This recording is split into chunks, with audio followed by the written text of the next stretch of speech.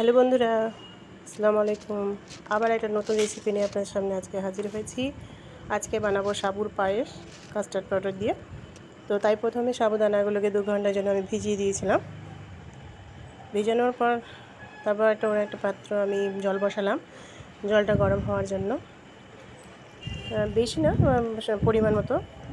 এবার জলটা গরম হয়ে আসলে ফুটে ফুটে যখন আসবে তখন আমি সাবুগুলোকে তার মধ্যে ঢেলে দেবো। ঢেলে দিচ্ছি, দিয়ে ওটা নাড়তে থাকবো যতক্ষণ না পর্যন্ত সাবুগুলো সেদ্ধ হয়ে আসে। আমি ফুটতে দিয়েছি, ফুটছে। যাই হোক, তো সাবুর পায়েসে আপনারা তো বিভিন্ন জায়গা থেকে বিভিন্ন রকমভাবে করেন। আমি একটু পায়েস করছি কাস্টার্ড পাউডার দিয়ে। যাই হোক, তো সাবু আমাদের অনেক উপকারে লাগে, শরীরের জন্য খুব ভালো খাওয়া। তো আমরা নর্মালিও খেতে পারি একটু চিনি লবণ দিয়ে। তো আমরা তো আজকাল সকলে ভ্যারাইটিস খাবার শিখে গেছি, তাই ভ্যারাইটিসভাবেই রান্না করছি। সাবুটা সিদ্ধ হয়ে গেছে, এবার সাবুটাকে আমি ছেঁকে নিলাম। ছেঁকে নেওয়ার পর সাবুটাকে আমি একটু ঠান্ডা জল দিয়ে ধুয়ে নেব, যাতে করে জমাট না বেঁধে যায়। তারপর পাত্রে আবার আমি দুধ চাপালাম, দুধটা ফুটে আসবে, দুধটা গরম হচ্ছে। যাই হোক, ফুটে আসবে। ফুটে আসার পর আমি যে সাবুগুলো রেখেছিলাম, দুধটা ফোটার পর আমি কাস্টার্ড পাউডার 2 চামচ কাস্টার্ড পাউডার নিয়েছি। জল দিয়ে একটু ভালো করে গুলে নেব। জল দিয়ে ভালো করে গুলে নেওয়ার পর কাস্টার্ড পাউডার আমি তাতে ঢেলে দেবো আর নাড়তে থাকবো যাতে করে ওটা গাঢ় হয়ে আসে। আমি কিন্তু এই মুহূর্তে চিনি দিয়ে দিয়েছি দুধের মধ্যে।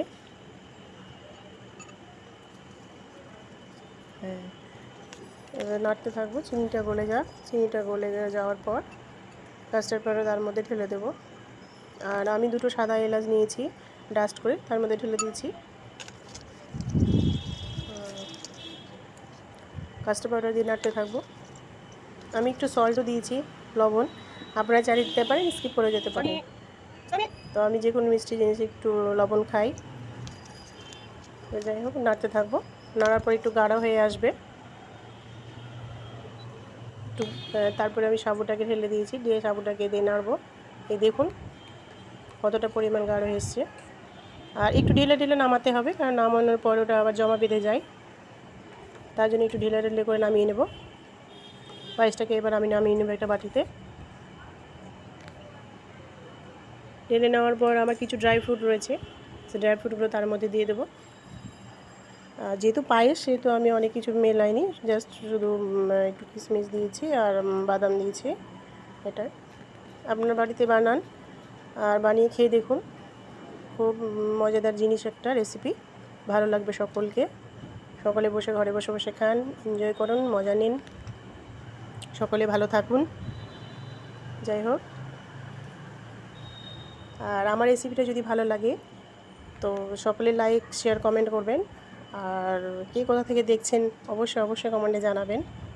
আমার ভিডিওতে যদি আমার রেসিপিতে যদি কোনো ভুল ত্রুটি হয়ে থাকে তাহলে অবশ্যই আমাকে জানাবেন, আমি ঠিক করে নেওয়ার চেষ্টা করব। তো খেয়েছিলাম, খাওয়ার পর খাবারটা খুব পায়েসটা টেস্টি হয়েছে, খুব টেস্টি হয়েছে। আমরা তো এমনি দিন চালের পায়েস করে খাই, বাট সাবুর পায়েস খুব টেস্টফুল একটা রেসিপি। আপনারা খেয়ে দেখবেন, খুব ভালো লাগবে। থ্যাংক ইউ সকলকে অনেক অনেক অনেক অনেক ধন্যবাদ।